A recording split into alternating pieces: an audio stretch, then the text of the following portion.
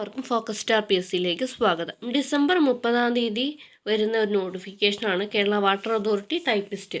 അപ്പോൾ ഇതിലേക്ക് വരുന്ന ക്വാളിഫിക്കേഷൻ എന്താണ് എന്ന് പറഞ്ഞിട്ട് കുറേ പേർക്ക് സംശയമുണ്ട്.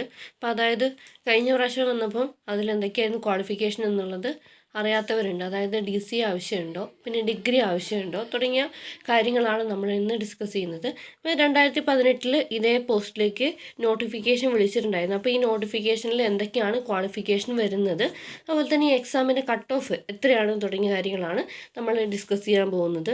അപ്പോൾ ഇത് നോട്ടിഫിക്കേഷൻ വന്നത് 29/8/2018 അപ്പോൾ അതിൽ 5 വേക്കൻസീസാണ് ഉണ്ടായിരുന്നത്. Lower division typist Kerala water authority.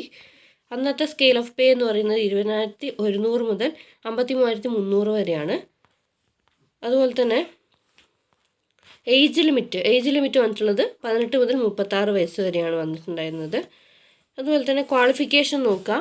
Degree in any discipline, degree ആവശ്യമുണ്ട്. Typewriting in English, KGT lower or its equivalent. Typewriting Malayalam, KGT lower or its equivalent. Diploma in computer application after undergoing a course of study not less than 6 months from an institution recognised by the government of Kerala or quasi government institutions in Kerala.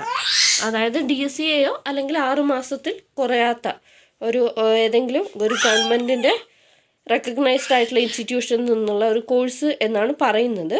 അപ്പോൾ DC അല്ലെങ്കിൽ 6 മാസത്തിൽ വരുന്ന ഏതെങ്കിലും ഒരു കോഴ്സാണ് പറയുന്നത്. ഇനി നമുക്ക് ഈ ഒരു പോസ്റ്റിലേക്ക് വന്നിട്ടുണ്ടായിരുന്ന കട്ട് ഓഫ് നോക്കാം. കട്ട് ഓഫ് എന്ന് പറയുന്നത്